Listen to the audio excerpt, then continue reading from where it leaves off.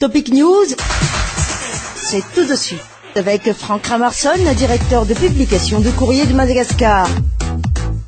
Toujours dans le plaisir de vous retrouver sur Alliance 92, une émission ici Topic News en collaboration avec Courrier de Madagascar. Courrier de Madagascar, rappelons-le, fait partie du groupe Ultima Media avec le journal Les Nouvelles, Tart, Courrier de Madagascar ainsi que JDM. Voilà, et on se demande, Franck Ramarson, pourquoi c'est toujours vous qu'on entend dans l'émission Topic News. Bonjour Franck. C'est un contrat entre Alliance 92 interne et le Courrier de Madagascar. Et je pense qu'il y a un certain aménagement, et comme ce sont des sujets surtout politiques, ma présence est donc indispensable pour commenter les actualités. C'est clair sur ce sujet, mais voyons, Franck Ramarson, tout le monde est déboussolé actuellement, et quand on parle d'orientation, au sud, on parle de nos sinistrés. Au nord, il y a aussi les menaces des essaims de cricket.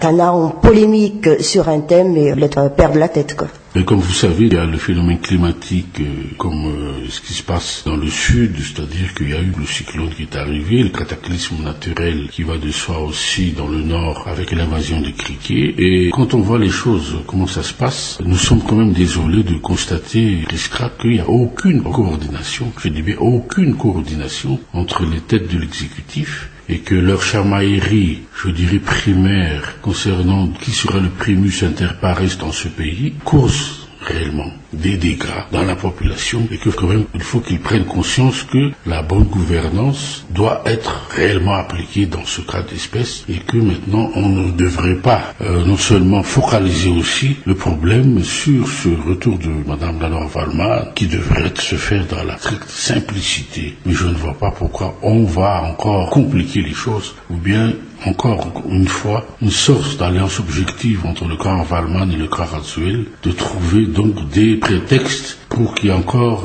des troubles dans ce pays, et que pour que les élections ne se passent pas. Franck Ramarson, à entendre justement nos chers politiciens, c'est l'apaisement, le peuple le cherche, mais en fin de compte, ce sont nos politiciens qui n'en veulent pas du tout. Non, les politiciens n'en veulent pas du tout parce qu'il y a certains intérêts donc maintenant qui sont en jeu, et on le voit déjà par comment va se passer la préparation de ces élections pour les hommes politiques. Je ne parle pas de la préparation technique par le CENI, laissons ça de côté, mais actuellement, il y a des luttes sourdes au sein du régime pour d'abord savoir qui sera le bon candidat pour affronter les élections, qui sera le candidat qui sera porteur de changement. Et là, vous voyez des déclarations par-ci, par-là, contradictoires d'ailleurs, au sein même du clan de André Ratzuel. Là, on verra demain qui va être le porte-flambeau donc d'un rassemblement qui va porter peut-être sur un sujet beaucoup plus patriotique et simple.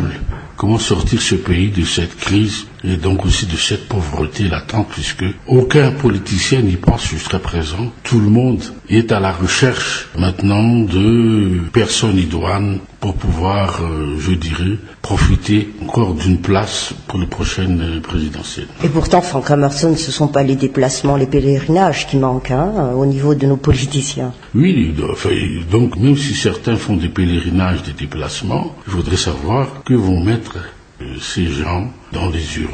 C'est là qu'il faut qu'il y ait une campagne de sensibilisation, une campagne de conviction, pour que la population maintenant voit les choses en face. C'est peut-être pas une mauvaise chose d'avoir eu ces 4 ans de transition, comme je dirais, chaotique, mais ça a permis quand même de décanter, de voir qui sont vraiment les gens qui ont travaillé. Par exemple, au sein de ces 4 ans de transition, qui sont les ministres qui ont travaillé, qui ont des réalisations. Je pense qu'il n'y en a qu'une ou deux personnes. Là, on peut déjà tirer qui sont les futurs candidats. Donc, Franck Ramarson, je vous coupe tout de suite, un ministre, tout de suite président, quoi. C'est une logique aussi de calcul politique chez les Malgaches? Non, c'est pas une logique de politique, mais qui a fait quelque chose pour que le peuple voit qu'il y a eu des réalisations faites dans ce pays. Vous savez, il y a un ministre qui s'est déjà proposé, Pierre Razonarvé, il était déjà vice-premier ministre avant, donc il a été amnistié donc politiquement, il se présente aux élections.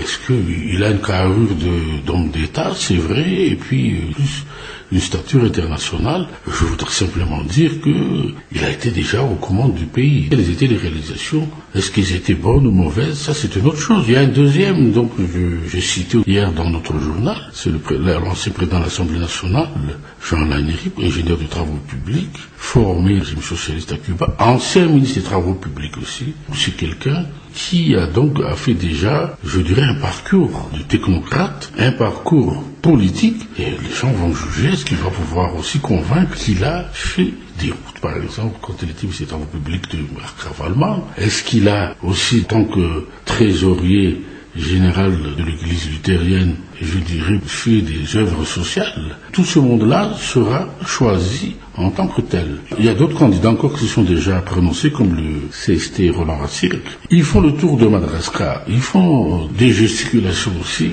comme on dit, mais la plupart du temps, il ne faut pas croire que les Malgaches sont ignares et bêtes et ne connaissent pas ce que c'est le jeu politique, et qu'il ne faut pas dire que le paysan, peut-être qu'il y en a des illettrés, mais ils savent compter aussi. Dites, Franck Kramerson, vous avez justement soulevé le mot amnistie. Une liste est sortie, et une liste qui a un peu amusé les salons. Oui, donc il y a une liste qui est sortie parce qu'il y a des gens maintenant qui récusent d'avoir été dans cette liste. Donc par exemple, Eliane Ney qui dit que pourquoi on m'a mis dans la liste alors que moi je n'ai pas demandé l'amnistie. Tout comme Tanté Langenarive. Eux, ils ont dit, ils veulent que ce soit la justice, ils sont encore à la Cour de cassation. Ils veulent que donc il y ait d'abord un jugement, que eux, se disent innocents. Et c'est pour ça qu'il y a quand même quelque chose qui est quand même assez étonnant, c'est que qui a créé cette liste? Et que c'est dans quel but? Est-ce que c'est dans le but de salir certains pour demain, pour dire que... Peut-être. Mais aussi, il y a un certain nombre de pièges que l'on peut voir dans cette confection de cette liste. Donc s'il y a déjà des contestations au niveau des bénéficiaires, c'est quand même assez grave. Et il y en a presque ubuesque aussi quand même. Oui, bien sûr, mais ubuesque comme vous dites. Mais ce qui est assez amusant, comme vous dites, voilà, il y a des gens comme Vounitz qui attendent cette, je dirais, publication de liste avant de se prononcer pour les présidentielles, par exemple. Et son nom n'est pas dans la liste jusqu'à présent. Donc, une liste d'amnistiés pourrait aussi changer les donnes au niveau des candidatures. Ça pourrait beaucoup changer la donne. Mais, comme je vous ai dit, amnistie ne veut pas dire non plus impunité. Donc, c'est là qu'il y a toujours encore, pour certains, des velléités d'étendre le nini aux amnistiables. Donc, élargi. Il y a ce que j'appellerais une certaine cohérence dans cette idée en se faisant qu'il y a ceux qui ont détourné des deniers publics qui vont pouvoir, je dirais, bénéficier de cette amnistie. Demain, donc, il se présente de nouvelles élections. Qu'est-ce que ça va donner? Est-ce qu'ils vont encore récidiver? Et c'est pour ça qu'il faudrait quand même voir cette proposition, je dirais, d'élargissement du nini aux amnistiables. À très bientôt, Franck.